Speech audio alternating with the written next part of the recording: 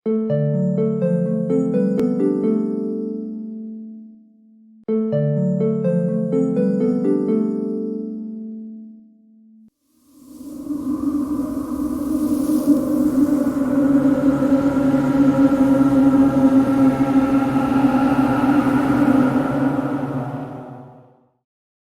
का सन्नाटा गहरा था।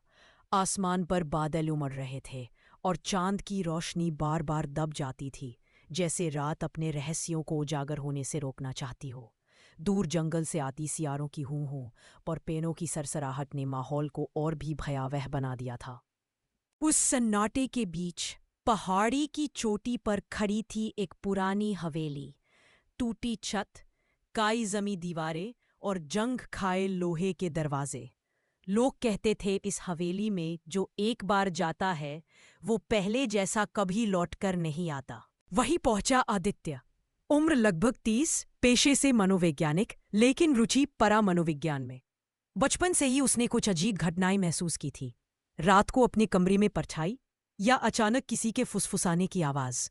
तभी से उसने ठान लिया था कि वो अलौकिक रहस्यों को समझेगा। एक पुरानी डायरी जो उसे कॉलेज के पीछे वाले खंडार में मिली थी, उसे यहाँ तक ले आई थी। उस डायरी में बार बार हवेली का जिक्र था।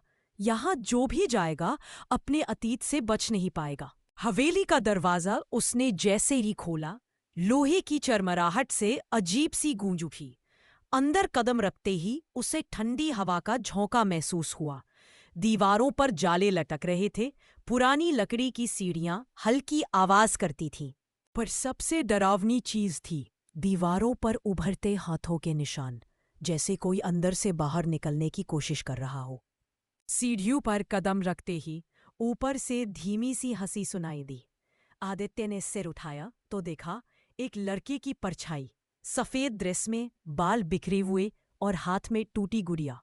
उसकी आंखें खाली थी, जैसे उनमें कोई भाव ही न हो। उसने धीमी आवाज में कहा, तुम यहाँ क्यों आए? आदित्य ने हिम्मत करके जवाब दिया, तुझे आजाद करने। लड़की का चेहरा एक पल के लिए उदास हुआ, लेकिन अगले ही पल उसकी आंखें काली हो गईं और आवाज बदल गई। आजादी? यहां से कोई आजाद नहीं होता। मैं ही नहीं, पूरी हवेली कैद है। आदित्य को तहखाने की ओर अजीब खिंचाव महसूस हुआ। नीचे उतरते ही उसने देखा जमीन पर एक बड़ा सा गोला बना है। उसके अंदर राख, बच्चों के टूटे खिलौने और जानवरों की हड्डियां थीं। पास ही पड़ी डायरी में लिखा था, सदियों पहले इस हवेली के बच्चों की बलि देकर एक पिशाच ने अपनी शक्ति बनाई थी। जब तक ये गोला टूटेगा नहीं, हवेली हमेशा आत्माओं को कैद रखेगी। अचानक चारों तरफ बच्चों की हंसी गूंज उठी, मगर वो हंसी मासूम नहीं थी, नुकीली, डरावनी और काटने वाली। दीवारों से छोटे छोटे साए निकलकर कमरे में घूमने लगे। उनमें से एक ने आदित्य का हाथ पकड़ने की कोशिश की। उसकी पकड़ बर्फ जैसी ठंडी थी। तभी वो लड़की फिर सामने आ गई। उसकी आंखें अब पूरी तरह काली थी। उसने चिल्लाकर कहा, तू मुझे बचाना चाहता है? पहले खुद को बचा ले। आदित्य ने जेब से अपना छोटा पेंडुलम निकाला जो धातु से बना था और उस पर पुराने मंत्र खुदे थे। उसने मंत्र पढ़ना शुरू किया। तभी हवेली जोर से कांपी। ऊपर की खिड़कियों के शीशे अपने आप टूटकर बिखर गए। बाहर आंधी उठी और पेड़ों की डालियां जोर जोर से हिलने लगीं। लड़की का शरीर कांपने लगा। उसके पीछे परछाइयों का झुंड इकट्ठा हो गया। उन सबके बीच से एक सबसे बड़ा साया निकला, लंबा, बिना चेहरे का, आंखों की जगह 2 लाल चिंगारियां। उसकी आवाज गूंजी, ये हवेली मेरी है, ये आत्माएं मेरी हैं, यहां से कोई नहीं जाएगा। आदित्य ने कांपते हुए मगर दृढ़ स्वर में कहा, अगर तू इन मासूम आत्माओं को कैद कर सकता है तो मैं इन्हें मुक्त करूंगा। पेंडुलम अचानक तेज रोशनी देने लगा। परछाइयां चीखने लगी। लड़की जमीन पर गिर गई। उसकी आंखों से काले आंसू बह रहे थे। धीरे धीरे उसके चेहरे पर शांति लौट आई। उसने आखिरी बार फुसफुसाया, धन्यवाद, अब मैं आजाद हूं। सारे छोटे साये गायब हो गए। हवेली शांत हो गई। लेकिन आदित्य की नजर उस पेंडुलम पर पड़ी। अब वो धीरे धीरे जल रहा था। उसके अंदर वही बड़ा साया कैद था। उसकी लाल आंखें अब भी चमक रही थी और हवेली की दीवारों से धीमी ठंडी फुसफुसाहट गूंज रही थी। ये तो सिर्फ शुरुआत है। सुबह की पहली किरणें पहाड़ी पर बिखरी, लेकिन हवेली के भीतर अब भी अंधेरा था। आदित्य रात भर की घटनाओं के बाद थका हुआ था, लेकिन उसकी आंखों में नींद नहीं थी। पेंडुलम अब भी उसकी जेब में रखा था, लेकिन वो अजीब तरह से गर्म महसूस हो रहा था, मानो उसके भीतर कुछ सांस ले रहा हो। आदित्य ने हवेली के आंगन में घूमते हुए देखा कि हर कोने में पुरानी लिपियां और टूटे फूटे चिन्ह बने हुए हैं। वो सामान्य आंखों से दिखते नहीं थे, पर रोशनी बदलते ही झिलमिला उठते। उसे एहसास हुआ कि हवेली की बुनियाद ही किसी काले अनुष्ठान पर रखी गई थी। अचानक पीछे से किसी ने उसका नाम पुकारा, आदित्य। उसने मुड़कर देखा, वही लड़की थी, मगर अब उसका चेहरा शांत और इंसानी लग रहा था। वो बोली, तुमने मुझे उस साये से बचा दिया, पर हवेली के बाकी आत्माएं अब भी कैद हैं। वो साया अब और भी शक्तिशाली हो चुका है। पेंडुलम में कैद रहकर वो धीरे धीरे तुम्हें निकल जाएगा। आदित्य ने गहरी सांस ली। तो मुझे क्या करना होगा? लड़की ने इशारा तहखाने की तरफ किया। तहखाने के नीचे और भी गहरा कक्ष है, जहां असली रहस्य छुपा है। वहां तक कोई नहीं गया। वहां तुम्हें आखिरी अनुष्ठान मिलेगा। उस रात आदित्य फिर से नीचे उतरा। इस बार तहखाने के फर्श पर हाथ फेरते ही जमीन कांप उठी और एक छिपा हुआ दरवाजा खुल गया। नीचे जाने वाली सीढ़ियां नम और अंधेरी थीं, जिन पर हर कदम के साथ अजीब फुसफुसाहट गूंजती थी। गहरे कक्ष में उतरते ही उसने देखा, दीवारों पर बच्चों के चित्र बने थे, लेकिन वे मुस्कराते नहीं थे। हर चेहरे पर भय और आंसू उकेरे गए थे। बीच में पत्थर का एक बड़ा वेदी ऑल्टर था, जिस पर सूखी खून की परत जमी थी। चारों कोनों में काले दीपक रखे थे, जो बिना तेल के भी जल रहे थे। आदित्य ने पेंडुलम बाहर निकाला। अचानक कमरे की हवा भारी हो गई। पेंडुलम अपने आप जमीन पर गिर पड़ा और उसमें से वही बड़ा साया निकल आया। उसकी आवाज गूंजी, तू सोचता है मुझे कैद रख पाएगा? इस हवेली की नींव में मेरा खून है। जब तक ये हवेली है, मैं हूं। आदित्य ने हिम्मत जुटाई। उसने डायरी में पढ़ा था कि इस श्राप को तोड़ने के लिए बलि के चक्र को खत्म करना होगा, यानी जिस मासूम का खून पहली बार बहाया गया था, उसकी आत्मा को शांति देनी होगी। उसी समय लड़की फिर प्रकट हुई। उसकी आंखों में आंसू थे। वो मासूम मैं ही थी। मेरी आत्मा ही हवेली से बंदी है। जब तक मैं मुक्त नहीं होंगी, श्राप भी समाप्त नहीं होगा। आदित्य के हाथ कांपने लगे। अगर मैं तुझे मुक्त कर दूं तो? लड़की मुस्कुराई, मगर उसकी मुस्कान में दर्द था। तो हवेली ढह जाएगी और शायद तू भी। साया गरज उठा, करके देख ले, ये हवेली तेरे साथ दफन हो जाएगी। कमरा जोर से कांपने लगा। छत से पत्थर गिरने लगे। दीपक की लौ काली हो गई। हवेली की दीवारें जैसे अपने आप सिमटकर आदित्य पर टूट पड़ना चाहती हो। आदित्य ने आंखें बंद की और मंत्र पढ़ना शुरू किया। पेंडुलम तेज रोशनी देने लगा। लड़की ने अपने हाथ फैलाए और उस रोशनी में समा गई। एक पल में कमरा सफेद रोशनी से भर गया। साए चीखने लगे। उनकी आवाज आसमान तक गूंज गई। फिर अचानक सब कुछ शांत हो गया। हवेली की दीवारें दरक गईं। बाहर पेड़ों की डालियां टूटकर जमीन पर गिरने लगी। पूरा ढांचा धीरे धीरे ढहने लगा। आदित्य किसी तरह बाहर भागा। जैसे ही उसने हवेली की चौखट पार की, उसके पीछे पूरी हवेली मलबे में बदल गई। धूल का बादल छा गया। लेकिन जब धूल छूटी, आदित्य ने देखा पेंडुलम अब पूरी तरह काला हो चुका था। उसमें किसी भी रोशनी की जगह गहरी खामोशी थी, और उस खामोशी में उसे लगा जैसे कोई ठंडी आवाज धीरे से फुसफुसाई हो। तूने सोचा ये अंत है, मगर मैं तो अब तेरे साथ हूं। आदित्य हवेली के मलबे से बाहर खड़ा था। सुबह की धूप चारों तरफ फैल चुकी थी, लेकिन उसके भीतर गहराता अंधेरा किसी रोशनी से नहीं मिट रहा था। पेंडुलम उसकी जेब में ठंडा और भारी लग रहा था। जितना वो उसे नजरअंदाज करना चाहता, उतना ही उस ठंडी फुसफुसाहट की गूंज उसके कानों में बजती रही। अब मैं तेरे साथ हूं। आदित्य गांव की ओर बढ़ा। हवेली का मलबा पीछे छूट चुका था, पर गांव वालों की नजरों में अब भी वही भय था। कोई उससे बात करने की हिम्मत नहीं जुटा रहा था। वो सीधा नदी किनारे गया और पेंडुलम को पानी में फेंकने की कोशिश की। लेकिन जैसे ही उसने हाथ उठाया, उसकी नसों तेज जलन हुई। पेंडुलम हथेली से चिपक गया। उसके होठों से अनजाने शब्द फूट पड़े, पुराने संस्कृत के मंत्र जिन्हें वो कभी जानता ही नहीं था। पानी उबलने लगा और नदी की सतह पर वही लड़की की धुंधली परछाई दिखाई दी। मगर इस बार उसके चेहरे पर शांति नहीं, बल्कि भय था। आदित्य, तूने सोचा हवेली ढक गई तो श्राप खत्म हो गया? असली बंधन कभी हवेली से नहीं, खून से था। अब तू ही वो वाहक है। आदित्य हांफते हुए पीछे हटा। उसकी उंगलियां नीली पड़ रही थी।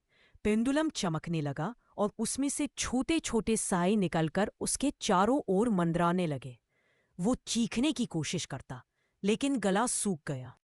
तभी गांव का पुजारी, जो सब दूर से देख रहा था, दौड़ता हुआ आया।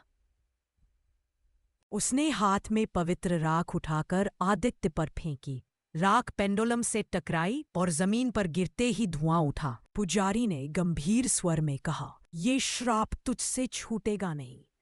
हवेली का साया अब तेरे खून में है। तू चाहे जहां भागे, ये तेरे साथ जाएगा।" आदित्य की आंखें लाल हो उठी। उसे अचानक महसूस हुआ कि उसके भीतर दो आवाजें लड़ रही हैं, एक उसकी अपनी और दूसरी वही साए की जो हवेली से निकला था। गांव के लोग धीरे धीरे इकट्ठा होने लगे। हर किसी की आंखों में डर था। एक बच्चा अपनी मां से चिपककर बोला, "मां, वो आदमी अब इंसान नहीं रहा।" आदित्य जमीन पर गिर पड़ा। पेंडुलम उसके सीने से चिपकर भीतर समा गया। अचानक उसके पूरे शरीर पर प्राचीन चिन्ह उभर आए, वही जो हवेली की दीवारों पर थे। गांव वालों की चीखें गूंज उठी। कुछ भाग गए, कुछ ने प्रार्थना शुरू कर दी। लेकिन आदित्य धीरे धीरे उठ खड़ा हुआ। उसकी आंखों में अब सिर्फ अंधेरा था। उसकी आवाज गूंजी, "हवेली ढाई है, लेकिन हवेली का वारिस अब मैं हूं।" जैसे ही उसने हाथ उठाया, पास खड़े पीपल के पेड़ की डालियां खुद ब खुद हिलने लगी। पक्षी मृत होकर जमीन पर गिर पड़े और हवा में वही ठंडी फुसफुसाहट फिर गूंजी। अब खेल शुरू हुआ है। उसका शरीर इंसानी था, मगर उसकी त्वचा पर धीरे धीरे काले चिन्ह फैलते जा रहे थे, जैसे जहर नसों में उतर रहा हो। तभी पुजारी ने आगे बढ़कर मंत्रोच्चारण शुरू किया। उसने नीम की डाली उठाकर आदित्य की ओर फेंकी। डाली जैसे ही उसके शरीर को छुई, वो राख में बदल गई। आदित्य हंस पड़ा, "तुम्हारे मंत्र अब बेअसर है। हवेली की आत्माएं अब मेरे भीतर है। तुम मुझे रोक नहीं सकते।" गांव वालों में खलबली मच गई। कुछ भागने लगे, लेकिन पुजारी ने उन्हें रोका। "अगर हम अब पीछे हटे तो ये श्राप पूरे गांव को निगल जाएगा। हमें एकजुट होना होगा।" तभी एक बुजुर्ग औरत आगे आई। उसकी आंखों में आंसू थे। "बेटा आदित्य, तूने हमें बचाने के लिए हवेली में कदम रखा था। तेरा मन अब भी इंसानी होगा। हम उस रोशनी को फिर से जगाएंगे।" उसने अपनी हथेली काटी और खून की कुछ बूंदें जमीन पर टपकाई। बाकी गांव वाले भी ऐसा ही करने लगे। उस जगह पर रक्त का एक छोटा चक्र बन गया। पुजारी ने कहा, "ये बलि किसी बुरी आत्मा की नहीं, बल्कि हमारी आस्था की है। हमारे खून की शपथ है कि हम इस श्राप के आगे नहीं झुकेंगे।" आदित्य उस चक्र को देखकर तड़प उठा। उसके भीतर दो शक्तियां लड़ रही थी, एक जो उसे पूरी तरह अंधकार में धकेल रही थी और दूसरी जो उस रक्त चक्र से उठती आस्था की लपटों में घिर रही थी। उसके चेहरे पर पसीना बहने लगा। उसने जोर से चीख मारी और दोनों हाथ आकाश की ओर उठाए। तभी आसमान काला पड़ गया और बिजली कड़कने लगी। गांव वाले अपने खून से बने चक्र के चारों ओर खड़े होकर मंत्र गाने लगे।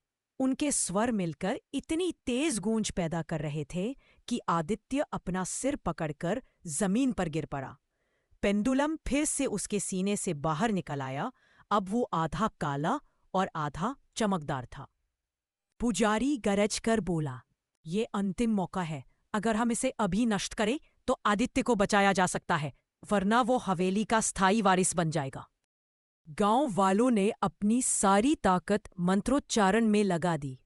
पेंडुलम जमीन पर कांपते हुए चमकने लगा। आदित्य चीख रहा था, "नहीं, अगर ये टूटा तो मैं भी मर जाऊंगा।" उसकी आंखों से आंसू बहने लगे।